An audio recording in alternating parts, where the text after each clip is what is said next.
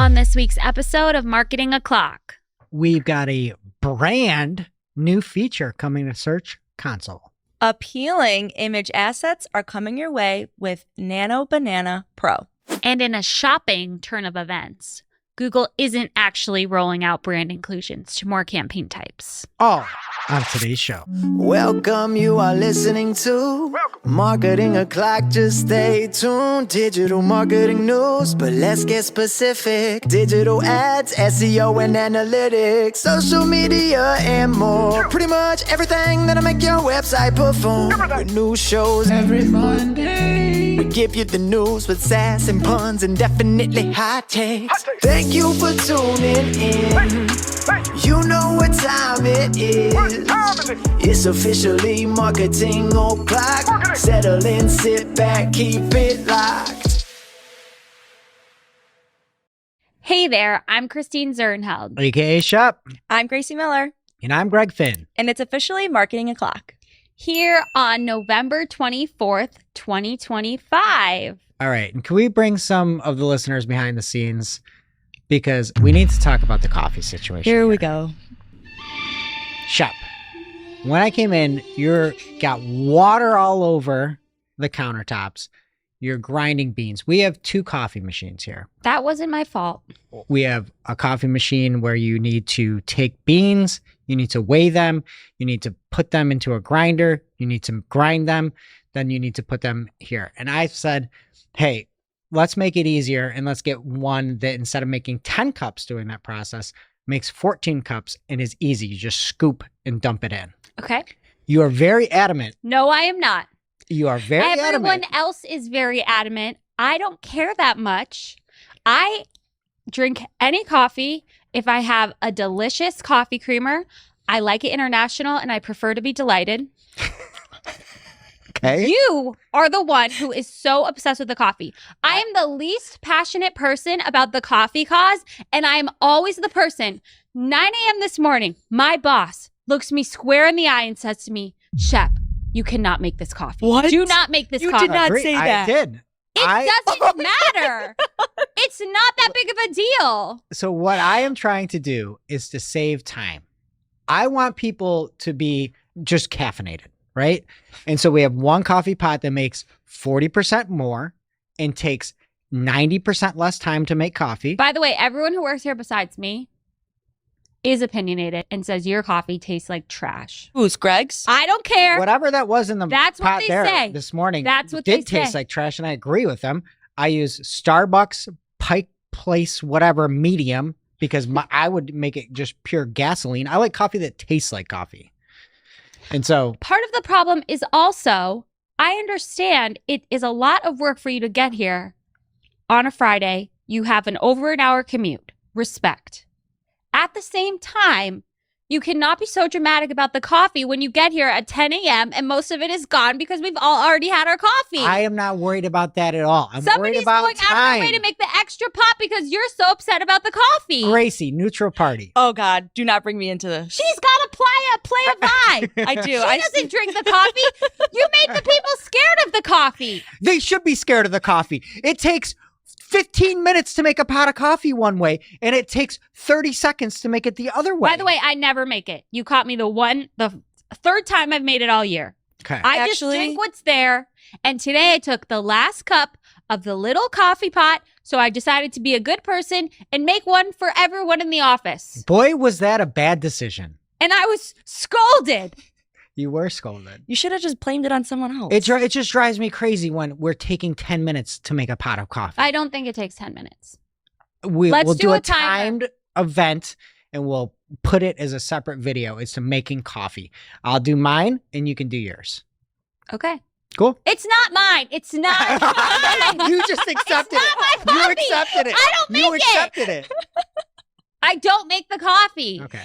By the way, Yes. let's go back 5 years ago. Oh, boy. When the coffee situation here, I was a spry 26-year-old who didn't know anything about coffee, and I was so intimidated.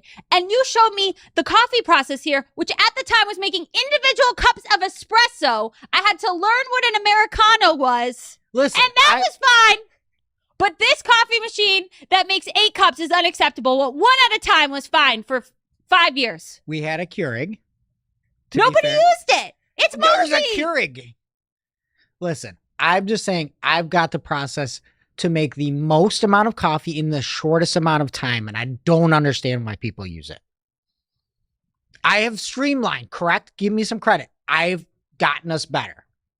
With the coffee? Yes. All you need is 7 scoops, and you're done. I put instructions on the coffee machine. Oh, that was you? I taped them to it. I just, like, people actually care. Like, somebody is making that big pot of coffee every morning before you get here, and it's not I me. will tell you, if Is we that have what a you want? blind taste test, nobody likes the grass ground coffee more than Starbucks. Well, is the grass ground coffee what's in the little It's one? like the thing that tastes like you're eating mulch. The foodie people are very opinionated. We could get tables on the mic. They say that little coffee pot tastes a lot better. Tables, And get they on that laugh at mic yours. now. They laugh at yours. What's up? Do you like Starbucks or do you like the Mongolian coffee? Depends how much caffeine I need. You know, if I'm like really dragging, I'll go with the Mongolian coffee. Most days, I go with the Starbucks. Most days. But you know, like, if you need that fix, it's not about taste at that time. Chef is going to kill me. Okay. Well, the good news is everybody here is very caffeinated. which I will is not good. be ever touching that coffee machine. Yeah, I can like- tell you that. After all of that. My coffee opinion is save time. What about the espresso machine? It's gone. How do you defend it? When's the last time I've ever used an espresso machine? That's just what we had. I don't know. Now I've gotten better. Improvement. Progress, not perfection, Chef. Okay, well, speaking of perfection, that is a perfect intro into our advertiser this week. We are once again delighted to have CookieBot by UserCentrics as our sponsor this week. And I know I've talked about it in the past that you want to have good privacy because it builds rapport, it builds trust with your users, but also it can just simplify your entire compliance. If you're doing this by yourself or if you're using some workaround, like you may be putting yourself up to risks. And CookieBot is Google certified, fully supporting the TFC and Google Consent Mode version 2. It meets everything for the EU and the EEA and Switzerland because they're on their own island.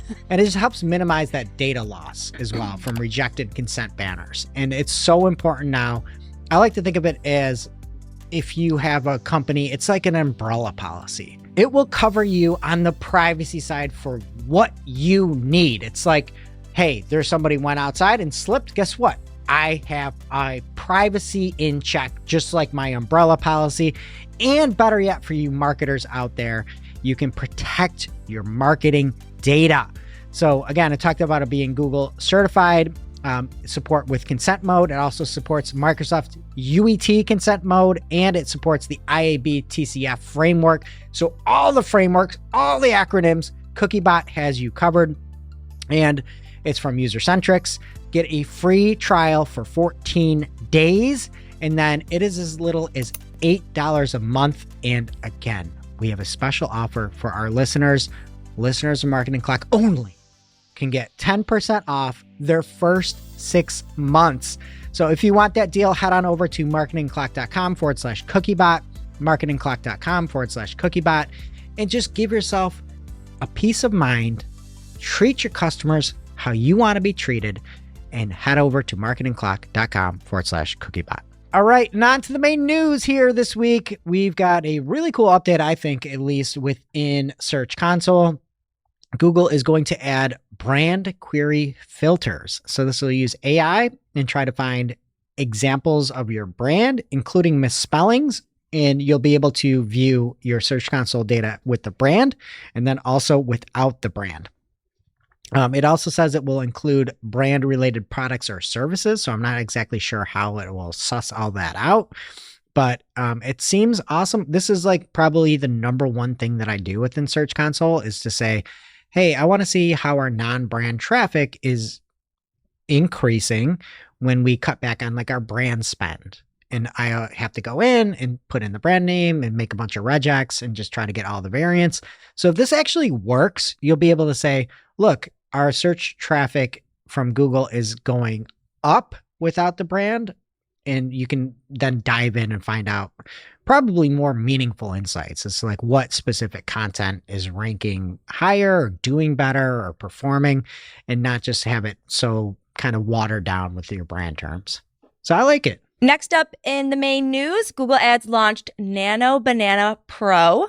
This is an upgrade to their Asset Studio image generation tool, which was built by Gemini 3. You can tweak lighting, camera angle, color, background, and even do in-image editing and get high-resolution images. But one thing I did want to call out for everyone to be aware of is that there is a watermark on the images that are created. So just be aware of that if you're using this tool. Why would you ever want to change anything about this little adorable snowman used in the example? I love that they use He this. is so sweet. Is that Nano himself? Oh, it's Nano Banana. No. That is the cutest guy I've seen ever. I That's want a him on my snowman, desk. not a banana.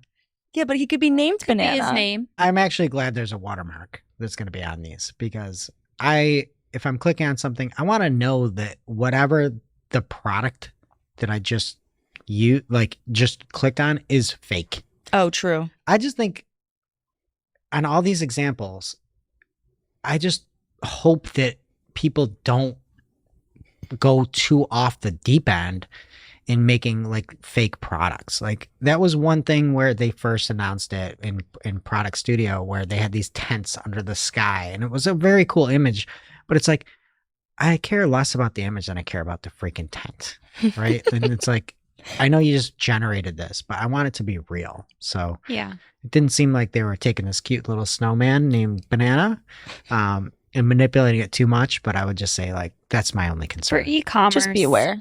Yeah. Hopefully you would just be changing the background color Right, or whatever. right. But like we've talked about, Greg has this conspiracy theory that I think we're going to debunk about ads in AI mode needing image assets. That's hard for lead gen.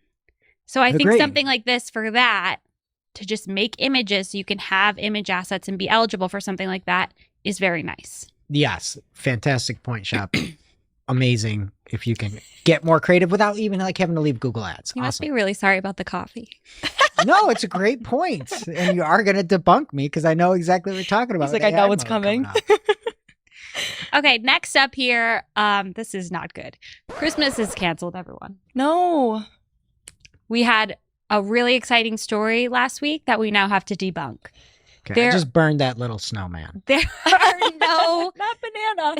there are no brand inclusions coming to shopping campaigns. I guess a Google spokesperson reached out to Anu at Search Engine Land, and at the end of her article, she has a little update. As of November 14th, someone said, "This actually isn't a feature rollout we made.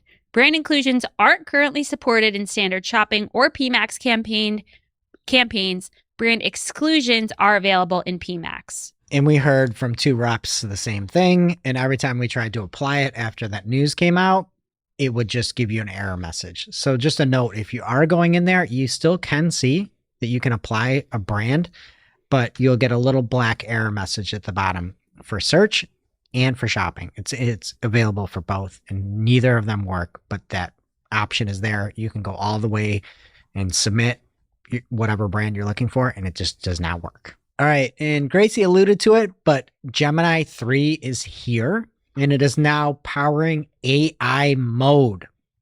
This is a little bit different because it rolled out and went directly into AI mode, which I believe is the first time that's ever happened.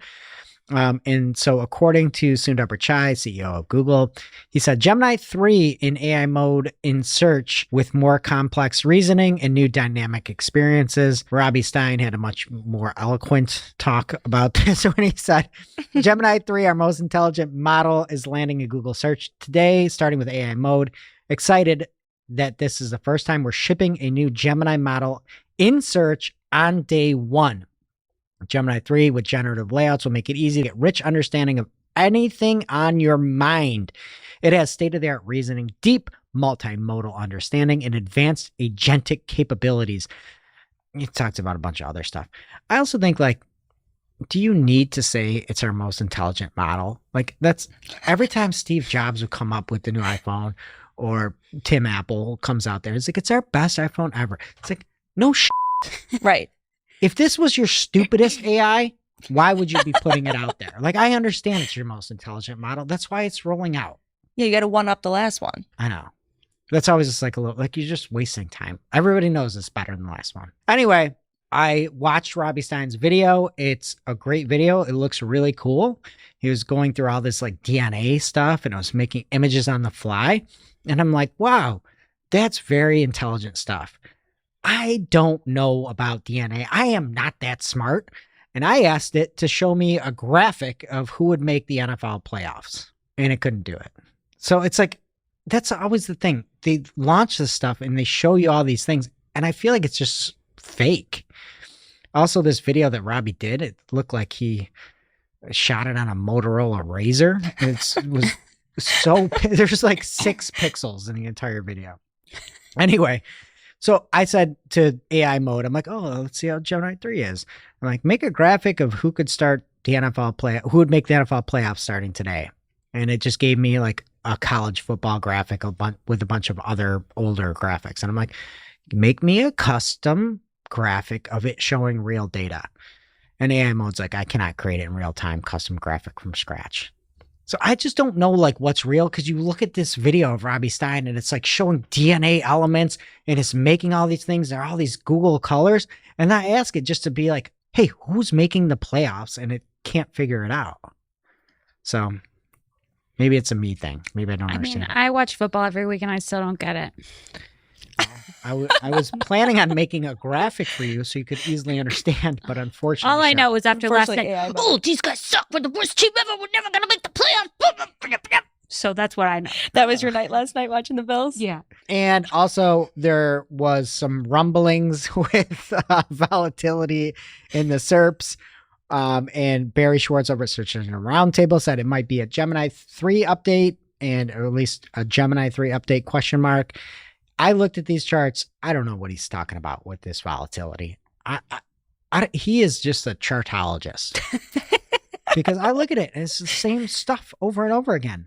Like everything is the same color. It's giving me cardiac arrest. Yeah. That was good. That was good.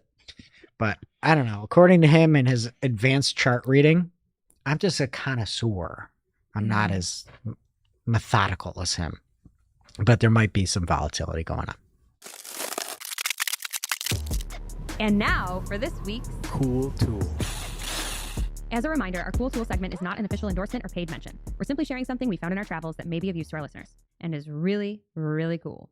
This week's cool tool is from Colin Slattery and is called the Surf Scale, which can help you catch the waves and the missed revenue this coming Black Friday, Cyber Monday. Whoa. Do you guys like that? The Surf Scale sheet gives brands a clean way to see the data as it comes in and know exactly how much they can push budgets and where they should pull back.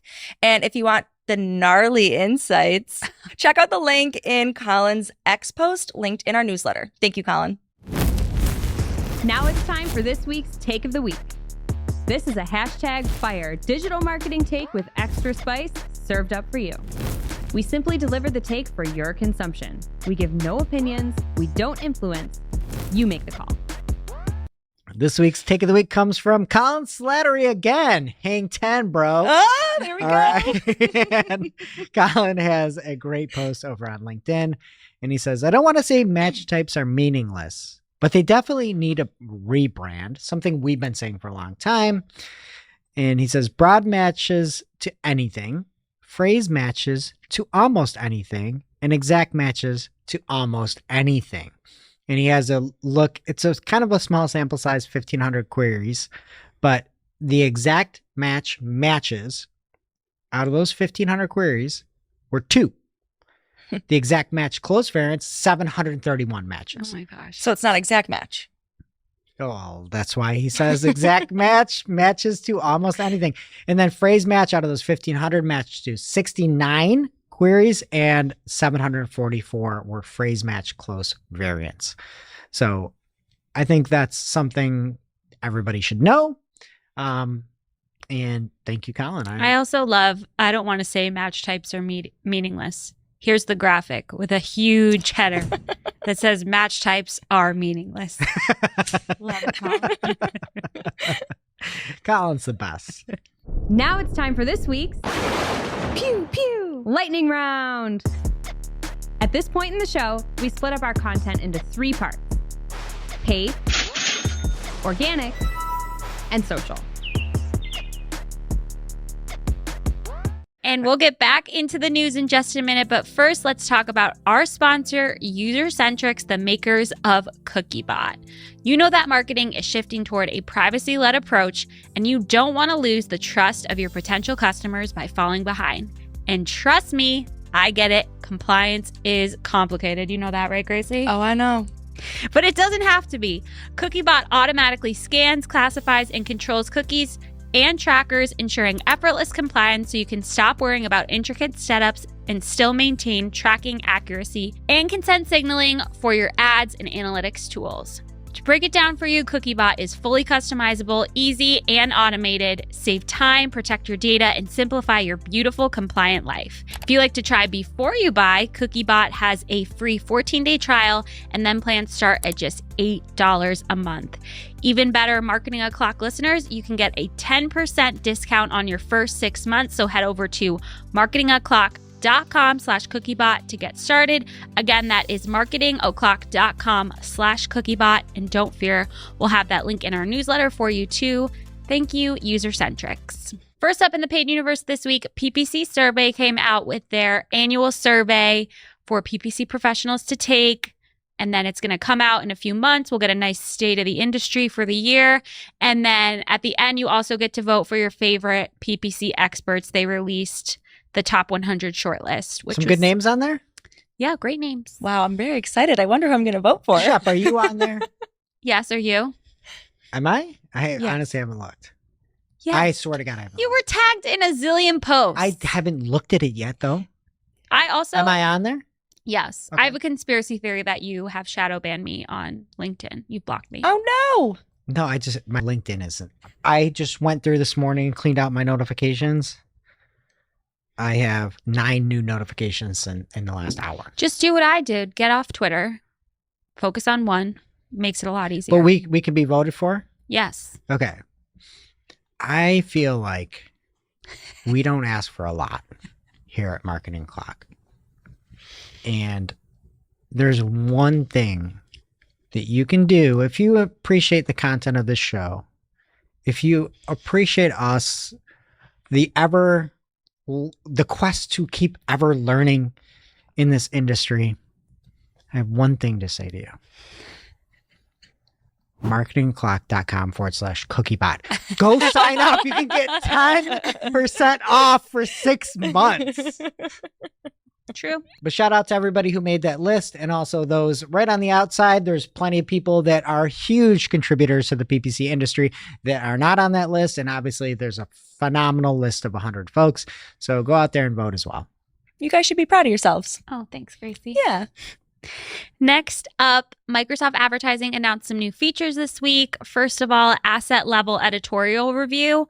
I wish Google would do this. They're going to review like each headline, each description, whatever, and then they can just disapprove one and not your whole ad. I love it. Oh, wow. Also, conversion delay insights. So you can hover over the conversion column and it'll say like about how long it takes the time from click to conversion. I don't know if they have the same segment as Google for days to conversion, but I just use that. And Can I go off on that for a second? Oh, okay. This is so helpful that they're doing this. And they say based on the selected time range, it can take up to 2 days to see 90% of your conversions come in. Yes, within Google Ads, you can go through and you can make a report. And then you can see the days to conversion. That report is the dumbest report ever, because you can see 0 to 1 days, 1 to 2 days, 2 to 3 days, but you can't see like 2 days. And then 1 overlaps with 2. So you can see 1 to 2 days and then 2 to 3 days. And I want to know what the 2 is. 1 to 2 days and 2 to 3 days isn't that helpful because 2 is in both of them. Yeah. I want just like the days. Can you give me the days? Why do I need 2 to 3 days, 3 to 4 days? Where is 3 in that? Where's 2 in these? It's so stupid because you can't get like real data from the interface of reports. They like to with make it Google. complicated on you. I would also love for them to just say how many people like click and convert right then versus the less than 1 day. Like there's a difference. But that's 0 to 1 days. And then who knows if that's 1 to 2 days. It's so stupid the way they do that. in Yeah. Google. Next up, something cool spotted by Natasha Kura on LinkedIn. This is what's so funny about this, Greg? This is a original conversion value metric. So it shows what she says is your raw conversion value before Google's automated tweaks, rules, or value adjustments kick in. So it's going to take out things like value rule adjustments, life cycle goal adjustments to give you the original conversion value from like all those weird value rules that you added.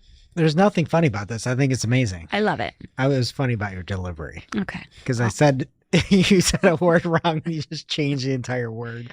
When you did Good it. workaround. No. I love this though because we always were like, don't put conversion value adjustments in because all the numbers are going to be wrong. Mhm. And when you look at conversion value and everything's adjusted, it's like it's not going to be real data. So I think there's actually nothing funny about this. I think it's very seriously good. And then I guess you'd be able to make a custom column at the very least for original conversion value ROAS and stuff like Yeah. that. So that'd be nice. Love it. Next up, Google Ads is testing a share icon button for hotel ads in the Google search results. This is another thing I'm surprised it took them this long. It's nice and it's going to get them more money. You like this? Yeah. It's too big. It's way too big. Look how big that thing is. It's too big. The whole ad is basically a share button. Yeah. Like can this be an asset that you could turn on or off or something? Like, why does it need to be that freaking big? It's so big. Tell me that's not big. It is. It is. They could play around with that. It's too big. They want people to share it. I kind of like it. Google Ads also announced some new updates coming to demand gen ads. So there's more AI image enhancements. I feel like this is just the Nano Banana thing that will allow you to intelligently create additional versions of your images so you can do text overlays, aspect ratios, etc. There's also video enhancements coming so you can automatically create video variations like vertical crop, shorter cuts, etc. And then there is an asset uplift A/B experiment coming so you can identify and leverage your best performing assets. Oh, also new brand suitability controls for your YouTube feed and Discover. So all good things, right?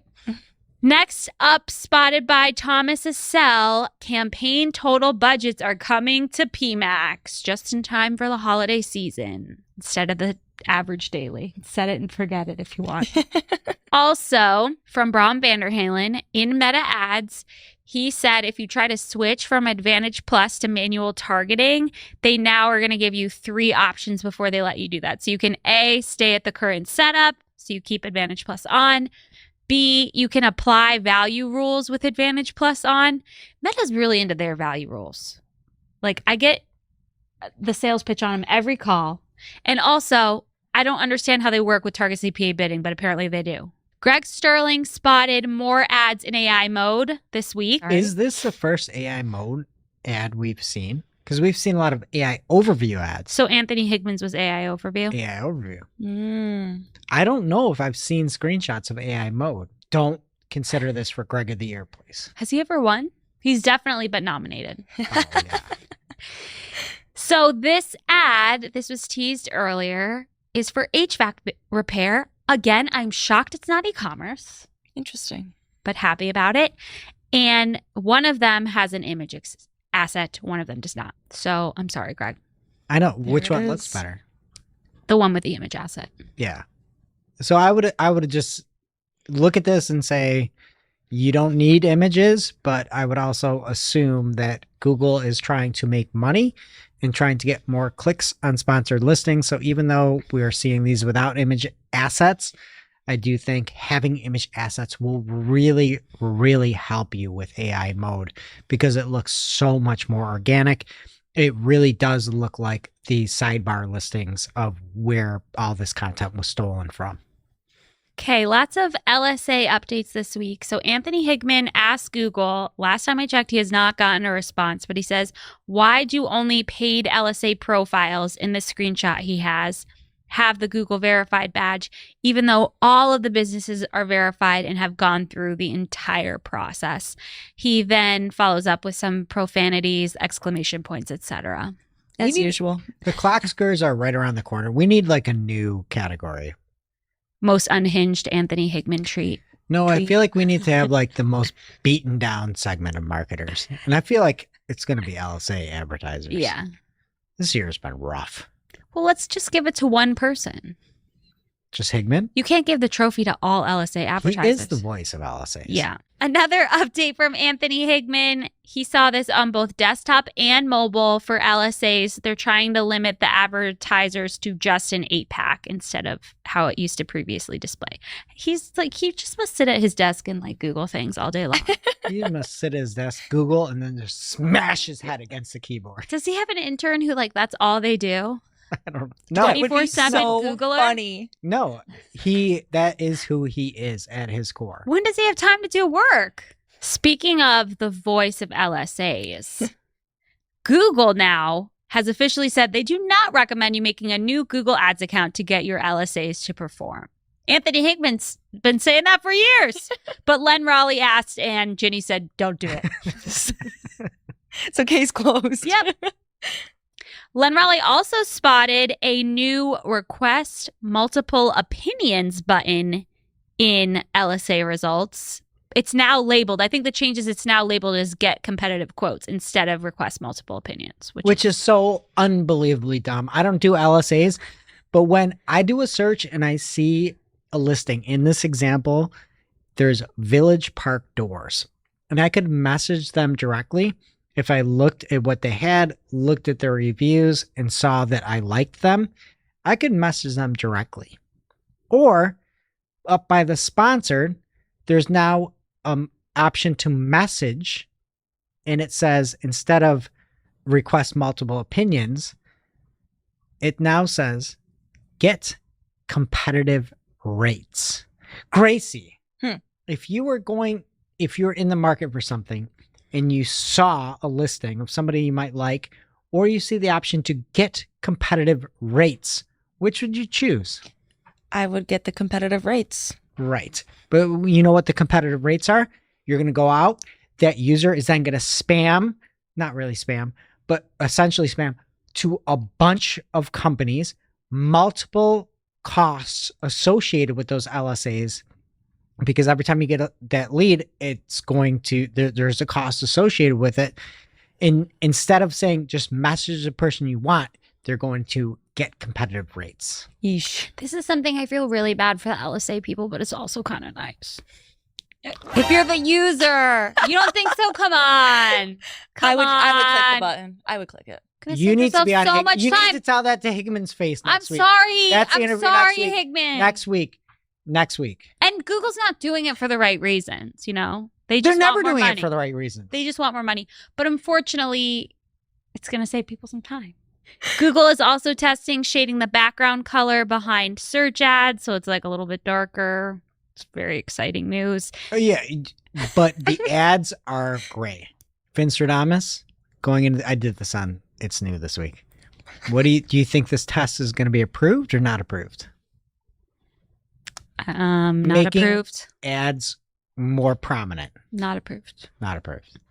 Yep. You heard it here first, folks. This will. Wait, never you think see it makes light them more prominent? Makes them stand out more? Yeah. Okay. Yeah, they're never going to do that. Yeah. Why would you make an ad? I feel like that could mean two different things. They're putting people also know inside. It's the making ads. them Yeah, they're not going to make ads look more more prominent. like ads. Yeah, that's Okay. never going to happen. Okay. From Braun Vander Halen, Meta is testing an AI business assistant directly in Ads Manager, so you can ask it a question about performance, and it's like the Google Ads thing. It's going to be terrible. And that's it. What's happening in organic? All right, and in organic news this week, we have a big acquisition. As Adobe is going to acquire SEMrush, aka SEMrush, aka SEMrush, for $1.9 billion. This should close in the first half of 2026. And as you know, SEMrush also had purchased some big news sources with Search Engine Land, SMX conferences in the space. So there's really like nothing that SMX or Search Engine Link can do at this point because they've already been acquired. But it seems like the sentiment has been okay about this change. A bunch of people had said, like Cyrus Shepard had said, Adobe's marketing tools lean towards enterprise. If Adobe leans this way with SEMrush, it may be less attractive solution to smaller operators, but it leaves opportunity. He says, with this acquisition, Ahrefs remains the only large independent SEO tool suite on the market, and it may create an opportunity. So that seemed good. Other people like Dwayne Forrester, formerly of the Bing liaison or whatever his title was there, said it's an exciting moment. We're starting to see consolidation, and this represents huge recognition of how important the work of SEOs is. I think it's fine. I mean, I've never been paid by SEMrush, so I feel like my take is whatever. I do help out on SMX Next, though, programming the PPC side of things. My biggest concern is, like, I actually like SEMrush's tool, and my concern would be that Adobe, you know, they're bigger, things might be more pricey, maybe not though, but that would be my worry. It's like if it prices some people out of a great tool and getting better, but that's just me being. Maybe they can fix the seat issue we're always having here. I mean, Like I think that's an us issue. All right. There's also new rules for incentivized reviews. You need to have any type of review in your structured data be labeled as incentivized. Also, maybe just don't freaking have incentivized reviews. I've never once seen Vine free review of a product or anything like that I've ever read. I don't care what somebody that gets the product for free is, but you need to now disclose it with the incentivized label if you paid somebody for that review. Do you guys read paid reviews? No. Everybody's like, I want everything to look like it's 5-star. And it's like, I don't buy products. Makes me not not real. trust it, yeah. Never. I want somebody to be like, it was fit too small. Right. I'll be like, okay, I'll go up a size. You know what I hate when someone reviews something and they say, oh, like it fit too small, but they have like, oh, I'm 5'7", but they don't tell you what size they ordered. Yeah. Good point. So make sure you're detailed. I feel like that's the next reckoning that needs to happen is the whitelisting or not allowing reviews to like be seen. Like, I know it's technically with the FCC, but we need all reviews of everything. Okay. From Google as well. And I'm going to go with just Nate Hake here, who had a take on this. Google came out and said that Notebook LLM, in honor of the Gemini 3 Nano Banana launch, has decided to release not one, but 2 new outputs. Sidebar. What is going on with Google's naming conventions? You got Gemini 3, you've got Notebook LM, you got Nano. Yeah. Can you just make a thing? Like ChatGPT's ChatGPT. I don't understand why there needs to be so many different names. They should stick with the fruits. I like I know, Nano I can't help Banana. but like Nano Banana. But just make it Nano Banana then. Make everything Nano Banana. Like, what's Gemini then? Anyway, Anyways. Notebook LM can make infographics. If you're at the pro level, it's rolling out. And Nate Hake said, Google now creates, quote, summaries of sources, end quote, without even linking to those sources. This is an abomination. And if you look at the examples, you can say, make an infographic of how to make epic beef ramen. And it has all the steps. It makes it into a graphic, but there's no citations of where this came from. Another one is the anatomy of an amphibian, the world of frogs. And you can see all this data with no citations. Google's just going a different direction than they've been. They've been citations and in EEAT, and now they don't care. That's just kind of what it's come down to. I don't know where they're getting the information from for these graphics. They're probably stealing it from you, turning it into a graphic. Yeah, I mean, they're probably taking Not the amphibian. If you could figure out how to make a graphic based on PPC, maybe they're taking it from that guide and not giving you credit. It's possible. Another example they gave is to cutify my resume, to which it turns things into little foxes on your resume. If I did this to my resume, Gracie, You're your hired. resume would be thrown straight in the trash. Right in the trash. Straight in the trash. If somebody made a cutified resume and submitted it, What if I put your face on one of these It little would- animals? I wouldn't throw it in the trash. No. It'd have to still be a good resume. what are we coming to as a society? We're trying to cutify a resume. Cutify a resume? Maybe they were applying to. I can't What even if think they of were like- somewhere. Well, It's just what is Gen Z? What is Gen Z? if it wasn't AI generated, Do I you would know say. about vocal stems? We had a huge conversation. People have vocal stems, and it's like beep beep, beep beep, What's the one? dar dar. It's like I don't even know. How are you supposed like what? You're an adult. What is happening? Do you have a vocal stem, Gracie? I do not know. No. Okay. Thank God. Do you have a cutified resume? Yeah, I'm gonna do this to my I resume. like it. I swear to God. I like it. Well, good. You'll never get another job. Yeah, hand me that. forever. Throw it Thanks, right in the trash. Also, from Inspired Taster, you can hear from a little bit later in the show. With apparently Gemini 3, there is a new layout for those recipes. We talked about it last week, but now the recipes within AI mode are showing a Frankenstein version with images from other sources along with those full recipes, which Oh is my. crazy. That's horrible. Absolutely crazy. So we're going to hear in full from them. But as you hear, oh, Gemini's great. Oh, Notebook LM, you can cutify your stuff. Yeah, it comes at a cost. And we're going to talk about that in a bit. All right. Also from Barry Schwartz over at Search Engine Roundtable, Google Shopping gets AI mode comparisons. You can call stores right from AI mode, track prices, and there's an agentic checkout. The biggest thing is you can say, let me know when a price dips to a certain level, which is very nice. I am not a huge fan of having a robot call me as a human being, but that's just me. And then you can also use it to help buy things if you just are severely against working in any way, shape, or form. This is where we're going to. We're just going to be blobs.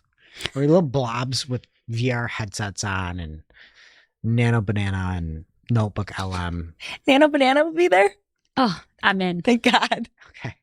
So that's it in organic. What's happening in social, Gracie? First up in social, Glenn Gay pointed out that Meta launched a content protection, which lets creators detect if a reel they had posted, so technically they would own it, becomes reposted on Facebook or Instagram without their permission. I personally think that user content protection is a good thing, so I guess we'll see how effective it is or not. X adds new parameters for buying handles and still continuing to expand their handles marketplace, which they announced about a month ago, which is where users can acquire popular handles that might have been vacated or not used anymore, but is for a price.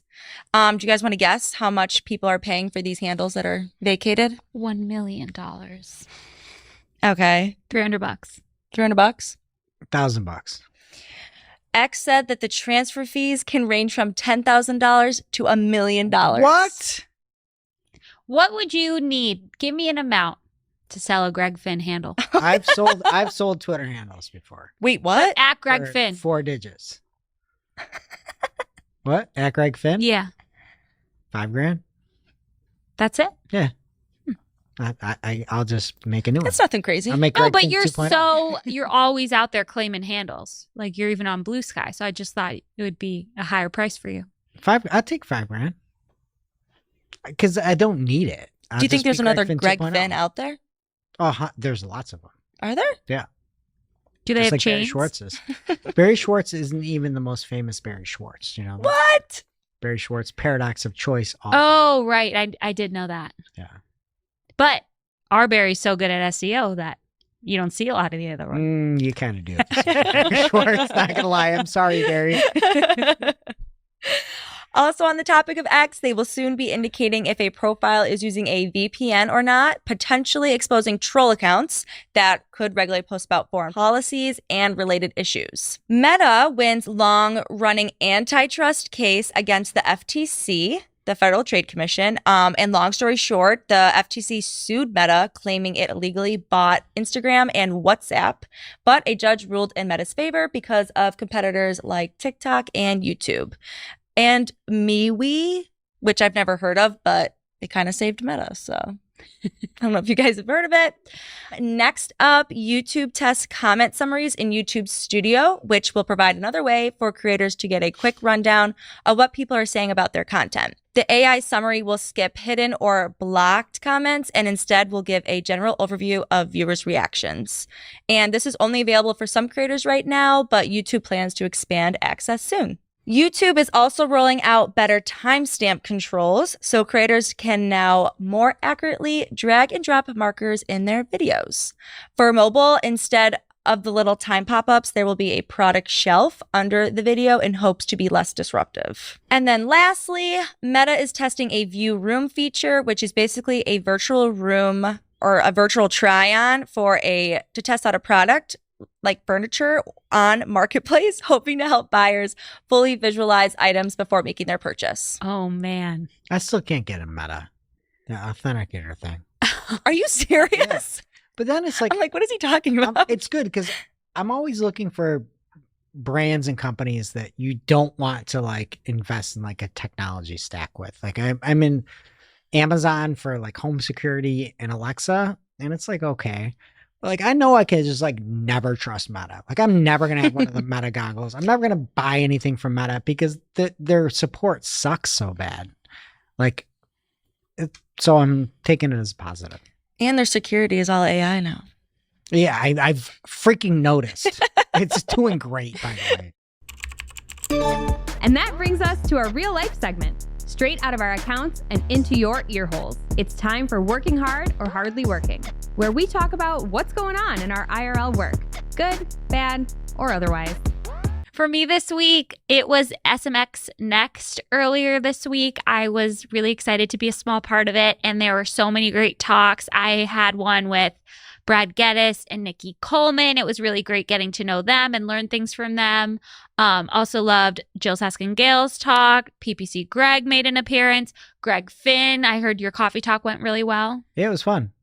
I'm sorry. Chris Ridley, Ginny, Nava, Anu, great sessions all around. And I love the in-person conferences too. Like there's nothing like it, but you can't do that all the time. So it's nice to have like a couple of these virtual ones throughout the year, and you can just like catch them between meetings. Love it. What about you, Gracie? Hardly working for me this week. I've been in Google Ads a lot. I'm always in Google Ads, but just more this week. And I've been having to make a couple new search ads. And every time I go to put a final URL in, it will like glitch and change my final URL and change the page where I'm trying to send That's the ad. terrible. It's been the most frustrating thing. I was so paranoid yesterday. I checked them like 2 or 3 times, went through all the ad groups, all of the ads, checked them all, came in this morning, checked them all again. So And you're making a new ad? yes, new ad because we had to create new ad ad like groups. The homepage, or what page is it trying to send it to? It's like a specific. That is so random. It's very random and it's very frustrating. So thanks, Google. Greg? All right, so something hardly working for me. Pmax has gotten a lot of upgrades, and we can see placement impressions. Can we please see spend? Can we please see conversion value on these impressions or on these placements? Impressions are so meaningless. It just drives me crazy that they hide that stuff. I just want to see how much we've spent, where, clicks, conversion value, conversions, something other than just impressions. Please. Hardly working. Now it's time for this week's ICYMI. ICYMI, people. This is something you just might not have seen. Maybe something that you overlooked, but you shouldn't have. ICYMI, people. Very interesting post for ecom people from Mike Ryan, aka Mike Ryan Retail. He said, with just 1 week until Black Friday, there's been another dramatic shift in Google shopping competition. AliExpress has surged in paid visibility, overtaking both eBay and Temu to become, in all likelihood, Europe's second largest spender after Amazon. He has many details in this post about what this could mean for you if you are going to be out there in these streets on Black Friday, Cyber Monday this year. And then he says, do you ever wonder how I spot this stuff? Well, I'm bringing this data to you as an excerpt from Smarter E-commerce's free tool, Market Observer. So if you want more crucial insights like this ahead of Black Friday, Cyber Monday, you can take advantage of that tool. over from Smarter E-commerce. Thank you, Mike Ryan. Now it's time for our must-read marketing article of the week. An article so advanced, so in-depth, so detailed that we simply cannot cover it in its entirety on today's show. This week's must-read marketing article of the week isn't an article, but it's the conference, SMX Next, and mainly Shep's talk. I thought you did a fantastic job, not just talking about AI Max, but bringing the receipts to the talk. You had all of the data about what you really want to look for, how to make things work, even Pmax. I thought you had the best talk at SMX. Shep, fantastic job. Thank you. And you can still go and get all of the talks, all the Q&A, all the coffee talks, and go listen to them. It's phenomenal content for free. Like, you can't do better than that. And now on to our interview from Inspired Taste. All right. And I am here with Adam from Inspired Taste. And I wanted to talk about some of the recent changes that have been happening with recipes, especially with AI overviews in AI mode. And just a really quick recap of where we've gotten to and where we've been, I guess, is when AI overviews came out, we saw a lot of recipe data being shown in AI overviews in AI mode. And then back in October, we had some seemingly good news, I would say, where they seemed like more publisher-friendly recipes were showing. And then we've recently seen a 180 on that, where not only have we seen recipes being pulled in full into AI overviews with full directions and steps and everything like that, but it's gotten even worse. So Adam, can you give us a quick recap of where it's been, what you've been through as a recipe site? Well, first of all, thanks for having me and for helping to amplify this issue. Because the only way I can describe it is betrayal. We have seen like you kind of said, where there was the recipe cards. I shared it on X, and there was some recipe cards in the AI overviews. And it was, to be fair, I said credit where credit's due, but it was rare. Didn't actually display it that way very often. It's mostly, unfortunately, the direction that they're going right now is the full recipe, kind of like a hallucinated version. It's not exactly verbatim our recipe. It's actually even worse. It's like a summarized, messed up variant of it that is basically plagiarizing our stuff. And the worst example that you talked about that we started to see, the 180, as you mentioned, was the so I'll do a query of Inspired Tastes fava recipe or Inspired Tastes pie crust recipe, and the result isn't our recipe. It's a hallucinated variant using our name, boldly so, saying this is a beloved recipe that has been around for 15 plus years, and then immediately using now our photos. So I believe not in AI overviews. You probably are more on the geeky side than me. AI overviews aren't quite using the thinking model yet, the Gemini 3, but in AI mode, that is where the plagiarism level, it's gotten way out of control. That thinking model will have like a layout that will kind of have like this bubbly, friendly look to it, where there's like the recipe yield and the ingredients and the little vector icons that make it cute. And then they integrate our images in right now. And yes, technically, to be fair, if you click, which is not very obvious, if you click the images, it kind of goes into like the Google image interface where it'll say you can then go through to our site, but it's like 3 stages and it's not very clear that you can do that. There's not a very clear icon. But that doesn't even matter. It's like most users will see the recipe. It uses our brand name right at the top, uses our images, has this cutesy look to it, and it's a swiped, plagiarized version of our recipe. I as soon as I saw that, I was speechless. And you're saying too that sometimes they're changing the recipe. Yeah. Like in some of the examples, it's not even exact. It's like a derivative. It's like an LLM dumbed down derivative version. And sometimes there's key steps that they completely omit. And many times the ingredients they're wildly off. They're not even remotely correct, but it looks similar enough that I think the worst part is Google's basically using our brand name. That's obvious, but to their benefit, but then they're fooling the user, the Googler, where some people may not even realize that it's an AI version of the recipe. So we're actually going to have to start to socially share on our Instagram. We have more followers there because that's where food space is mostly. We're going to have to start doing videos on our TikTok and Instagram, where we're going to have to start sharing. This is bad. Google is kind of spiraling way out of control. That once we saw that Gemini 3 launch and they had that cutesy vector icon look and they're boldly using our recipes, like you mentioned, where did we start? So Elizabeth Reed back in 2024 at Google I/O, tons of like this bubbly recipe cards. And one of our recipe cards was used, like our veggie pasta, I believe, and I shared that on X. And there was like a highlight where some sort of like meal plan interface. Where on earth are the recipe cards? They're not there. There's like that one rare example that I shared, credit where credit's due. But we don't see that test very often. It's mostly this plagiarized full recipe, even in brand search response. Just betrayal. Yeah, no, I don't know how anybody could listen and not agree with that. And before we get into sort of like where you're going, how have you seen, and I know it's like really hard to quantify, but just do you think that people are stopping at that AI overview of the recipe? Have you seen traffic declines in general? Like, how is that really, how you felt that impact? We are seeing, thank goodness, up until now, recipes have been more or less, I will say, like it's not like news where it's just like that information, people will just take it and then stop the search.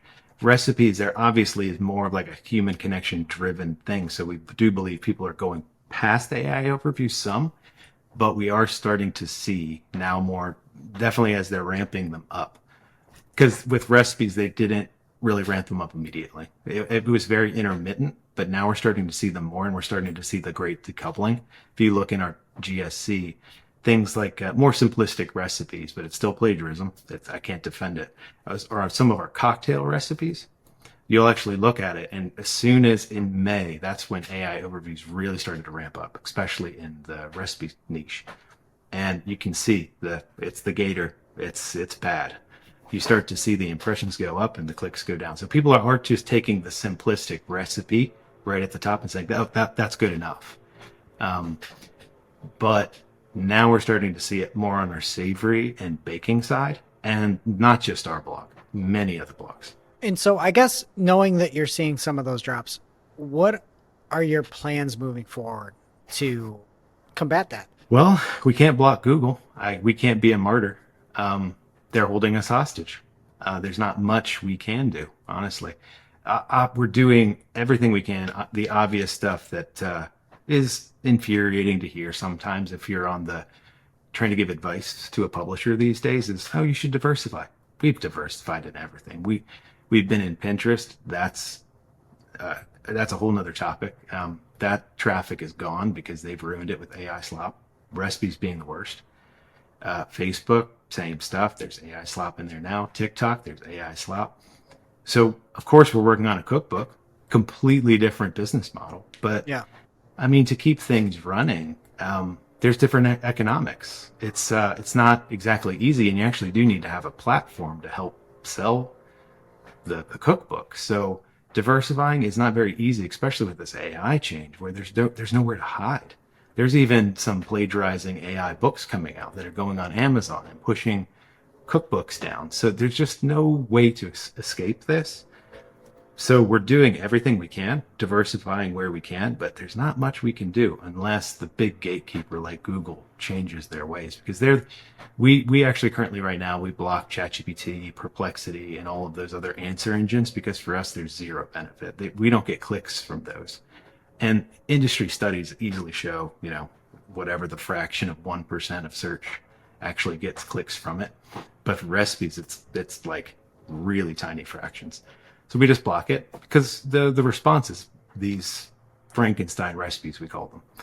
So we block them all, but we can't block Google, or obviously we wouldn't want to block Google, but if we could, what Google needs to do is they have to they need to feature recipes. Recipe cards would be a great obvious solution. or anything similar, or feature recipes and stop at the directions and give the ingredients. Be useful to the user, but don't give the whole store, especially with their brand name.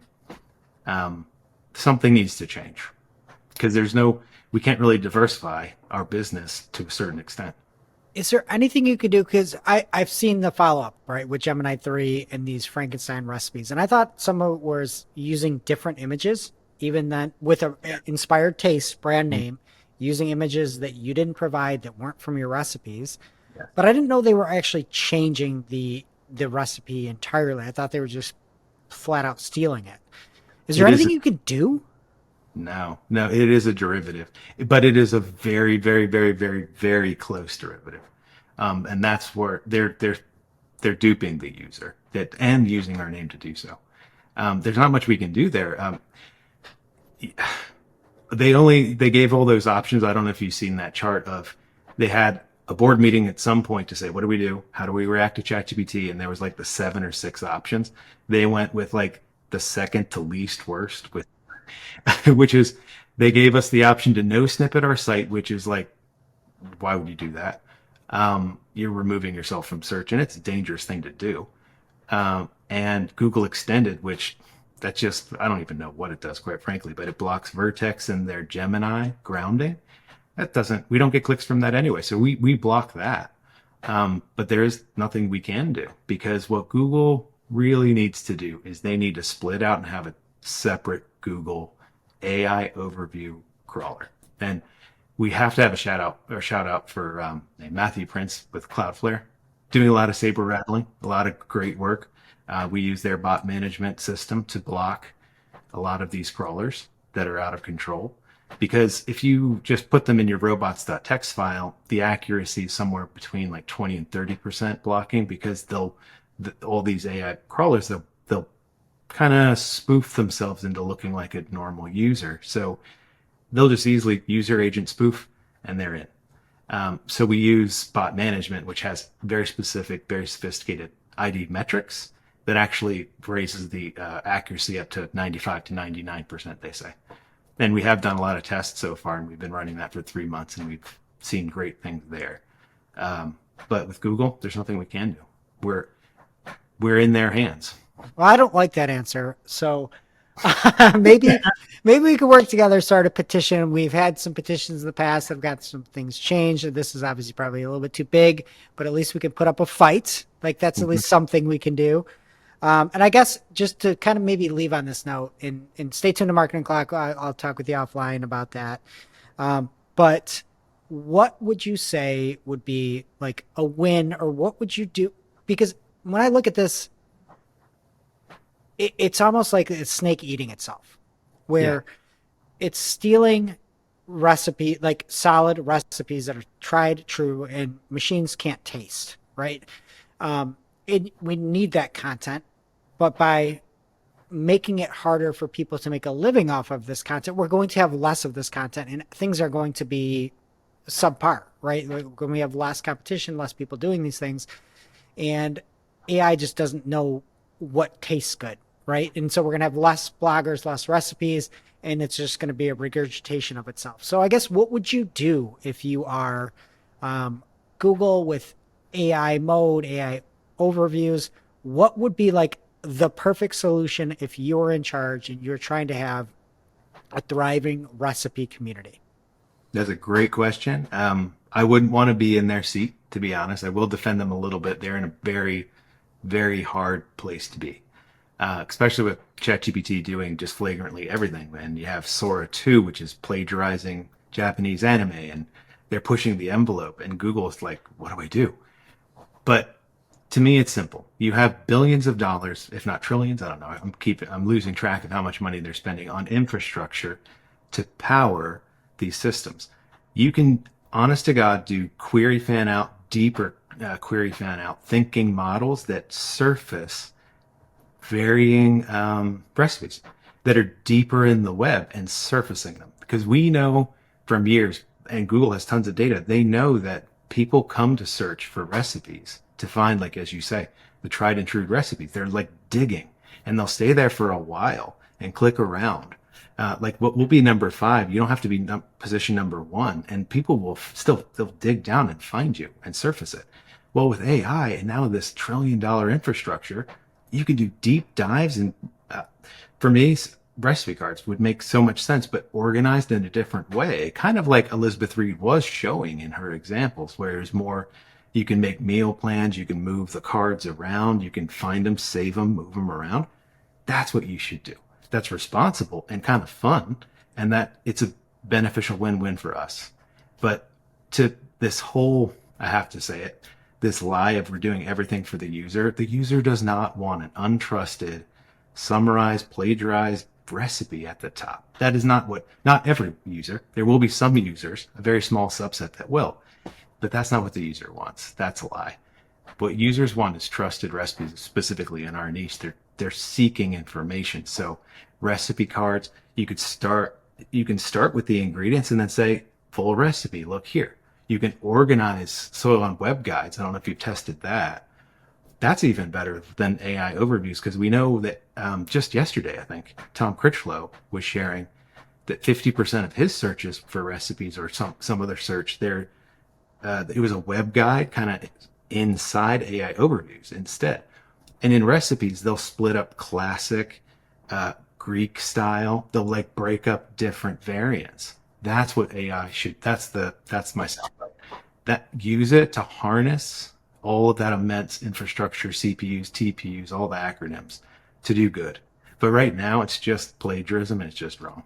I couldn't agree more with you on that. And I'm astonished that even for those branded searches for your name, for your recipes, tried and true, they're changing them. Like we'll put something together. Probably isn't gonna shake Google up too much.